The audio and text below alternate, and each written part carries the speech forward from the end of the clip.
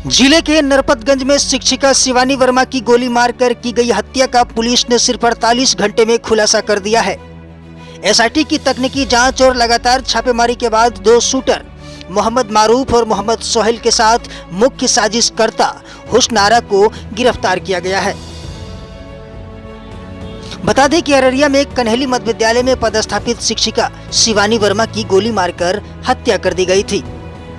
हत्या के मामले का पुलिस ने मात्र 48 घंटे में सफल उद्भेदन कर लिया है। इस सनसनीखेज हत्याकांड में शामिल दोनों शूटरों के साथ साथ घटना की मुख्य साजिशकर्ता महिला को भी गिरफ्तार कर लिया गया है।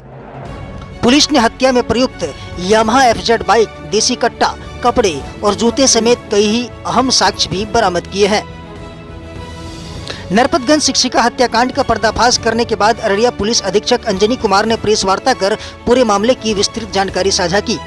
उन्होंने बताया कि विशेष अन्वेषण दल एसआईटी की तेज कार्रवाई, तकनीकी विश्लेषण और समन्वित प्रयासों की बदौलत पुलिस ने केवल 48 घंटे में इस हत्या की गुत्थी सुलझा ली। एसपी ने तीनों गिरफ्तार अभियुक्तों, साजिश सुपारी की प्रक्रिया, बरामद हथियार और बाइक सहित पूरे मामले का विस्तार से खुलासा किया। 3 दिसंबर की सुबह लगभग 9:30 बजे जब शिक्षिका शिवानी वर्मा विद्यालय जाने के क्रम में कन्हैली शिव मंदिर के पास पहुंची थी, तभी 2 बाइक सवार अपराधियों ने पीछे से गोली मार दी। गंभीर रूप से घायल शिवानी को तुरंत सदर अस्पताल ले जाया गया, जहां इलाज के दौरान उनकी मौत हो गई। घटना की गंभीरता को देखते हुए फारबिसगंज के अनुमंडल पुलिस पदाधिकारी के नेतृत्व में एक एसआईटी का गठन किया गया। इसमें नरपतगंज, फुलकाहा, घुरना, फारबिसगंज थानों के थानाध्यक्षों के साथ डीआईयू की टीम शामिल थी। एसआईटी ने सीसीटीवी फुटेज, तकनीकी व वैज्ञानिक विश्लेषण के आधार पर पूरे मामले को सुलझाते हुए अभियुक्तों की पहचान की है। पुलिस ने जिन अपराधियों को गिरफ्तार किया है उनमें मोहम्मद मारूफ पिता मोहम्मद ताहिर निवासी रामपुर वार्ड संख्या 1 फारबिसगंज शामिल है, जिसने कट्टे से गोली चलाई थी। दूसरा अभियुक्त मोहम्मद सोहेल पिता फिरोज निवासी रेफरल अस्पताल रोड फारबिसगंज है, जो मारूफ के साथ घटना में शामिल था। वहीं इस हत्याकांड की मुख्य साजिशकर्ता महिला हुस्नन उर्फ हुस्न आरा पति मोहम्मद साकिर निवासी फारबिसगंज को भी गिरफ्तार किया है।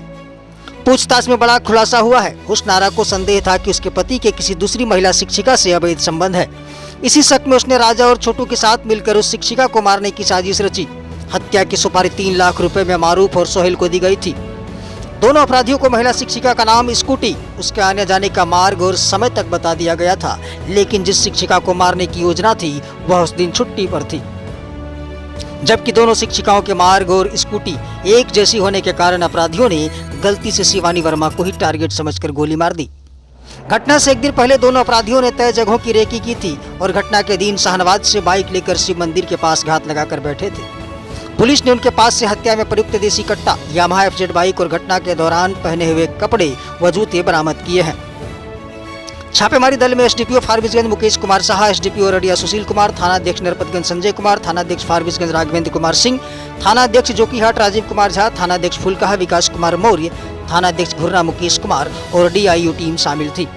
पुलिस ने बताया कि घटना में शामिल अन्य फरार आरोपियों की गिरफ्तारी के लिए लगातार छापेमारी की जा रही है। जल्द ही सभी को पकड़ लिया जाएगा।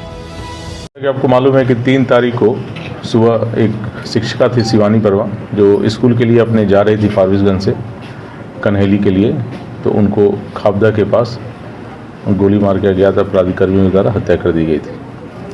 इस केस में उनकी बहन के द्वारा लिखित आवेदन देकर एक जो शिक्षक थे, उसी विद्यालय के शिक्षक, उनको नामजद करते हुए उनको संदिग्ध उन पर संदेह व्यक्त किया गया था कि इनके द्वारा ही पूर्व से परेशान किया जा रहा था, उसी में इनके द्वारा हत्या कर दिया गया है। हम लोग के द्वारा जो टेक्निकल है और सीसीटीवी फुटेज वगैरह है, उसके पूरी तरह अध्ययन किया गया। उनका अपराध कर्मियों को जाने का दिशा एवं उनके क्राइम करने के बाद भागने की दिशा में जो भी संभावित सीसीटीवी स्थल थे, उस सभी का फुटेज निकाला गया। वो फुटेज का अवलोकन किया गया एवं पहचान करवाया गया। पहचान करने के क्रम में पहचान हुआ कि उसमें एक अपराध कर्मी को लोगों ने पहचाना और बताया कि ये मारूफ नाम का अपराध कर्मी है। मारूफ पेसर ताहिर, जो रामपुर का रहने वाला है, फारबिसगंज का, उसकी पहचान की गई। साथ ही साथ उसके साथ एक और मोहम्मद सोहेल पेसर फिरोज रेफरल अस्पताल रोड फारबिसगंज की पहचान की गई है। पहचान करने के उपरांत इन लोगों को गिरफ्तार किया गया है। अलग अलग जगहों से गिरफ्तार किया गया है। गिरफ्तारी के उपरांत इनसे पूछताछ की गई तो इनके द्वारा स्वीकार किया गया कि हाँ, इन्हीं के द्वारा 3 तारीख को उस जगह पर जाके FZ यामाहा मोटरसाइकिल से वो गए थे और उनके द्वारा उस शिक्षिका की हत्या कर दी गई थी। पूछताछ में मालूम चला कि इन्हें हत्या जो करना था वो किसी और शिक्षिका का करना था। वहीं खाबदा के बगल में ही भगवानपुर भवानीपुर प्राथमिक विद्यालय है, उसमें एक शिक्षिका पढ़ाती है जिनका अवैध संबंध या कहिए कि दोस्ती फारबिसगंज में ही फारबिसगंज के रहने वाले अपना इलेक्ट्रॉनिक्स है, जनता इलेक्ट्रॉनिक्स का मालिक है, उसके साथ था। उसी की पत्नी के द्वारा ये राजा नाम के अपराधी है जो रामपुर का रहने वाला है, उसको सुपारी दी गई थी 2 लाख का कि हमारे पति को वो बातचीत दोस्ती रखती है, उसे रास्ते से हटाने के लिए। वो भी संजोगवश वो शिक्षिका भी उसी रूट से जाती है और स्कूटी से ही जाती है, तो उसी का लोकेशन ये लोग दिया गया था इसको मारने के लिए। और उसी मारने के कारण उसी का पीछा करते हुए ये लोग पहले से क्रिमिनल जो दोनों था, ताहिर और सोहेल और मारूफ दोनों पहले से वहाँ इंतजार कर रहा था। चूँकि जहाँ वो पॉइंट देखे होंगे वहाँ से दोनों स्कूल जाने का रास्ता है, तो वहीं पर पहले से इंतजार कर रहा था। जैसे स्कूटी आते हुए दिखा इसको लगा कि ये वही शिक्षिका है जिसको उसको मर्डर करना है, और उसने रोक के और उस पर गोली चला दिया और वो घटनास्थल पर ही मौत हो गई। इसमें दोनों शूटर जो हमारे थे उनको गिरफ्तारी की गई है। उनके स्वीकारोक्ति बयान के आधार पर घटना में जो प्रयोग किया गया था देसी कट्टा, उसकी बरामदगी की गई है। साथ ही साथ घटना में जितने भी मोबाइल यूज़ किए गए थे वो सारा बरामद किया गया है। घटना में जो मोटरसाइकिल यूज़ किया गया था FZ यामाहा, वह भी रामपुर से बरामद कर लिया गया है। और वो जो FZ था वो भी किसी अन्य व्यक्ति का था जो वहीं एक निजी अस्पताल में काम करता है, उसका मोटरसाइकिल था जिसे मांग के ले गया था ये क्राइम करने के लिए। तो ये सारा चीज़ की गिरफ्तारी हो गई है। लगभग ये केस जो है पूरी तरह खुल चुका है। इसमें कुछ जो अपराध कर्मी अभी बचे हुए हैं जिनकी गिरफ्तारी किया जाना शेष है, जो लाइनर का काम किए हैं और जो सेटिंग का काम किए थे उनकी गिरफ्तारी किया जाना शेष है। बाकी जो मारने का जो प्लानिंग में हिस्सा थी जो लेडीज़, वो भी गिरफ्तार की गई है। हुस्न आरा पति मोहम्मद साकिर, उसकी भी गिरफ्तारी की गई है और इन तीनों को जेल भेजा जा रहा है। इसमें जो प्रथम दृष्टया जो हम लोग को नामजद अभियुक्त जिनको संदेह के आधार पर बनाया गया था उसके विषय में भी जांच पड़ताल किया गया है पूरी तरह। चूँकि प्राथमिकी अभियुक्त है तो हम लोग उसे डिटेन करके पूछताछ कर रहे थे, लेकिन उसके विरुद्ध अभी कोई हमारे पास साक्ष्य इस मर्डर केस में हाथ होने का साक्ष्य अभी तक नहीं आया है। और ये जो मर्डर किया गया था, आप लोग जैसे पता चली गया कि ये मर्डर पूरी तरह किसी और का मर्डर करना था, किसी और शिक्षिका का, और वो गलतफहमी में इसी को समझ के इसका मर्डर कर दिया गया। इसमें जो 3 गिरफ्तारी हुई है।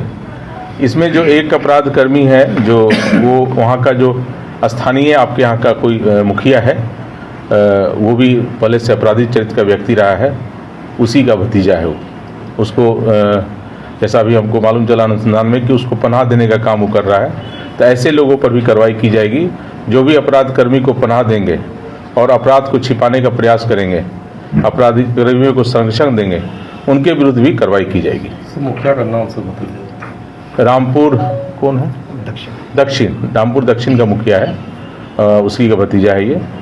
और मुखिया प्रतिनिधि है। हाँ, मुखिया प्रतिनिधि है, तो उसके विरुद्ध भी हम लोग जांच कर रहे हैं कि उसका क्या रोल है इस क्राइम में और किस तरह से क्रिमिनल को बचाने का प्रयास किया जा रहा है उसके द्वारा।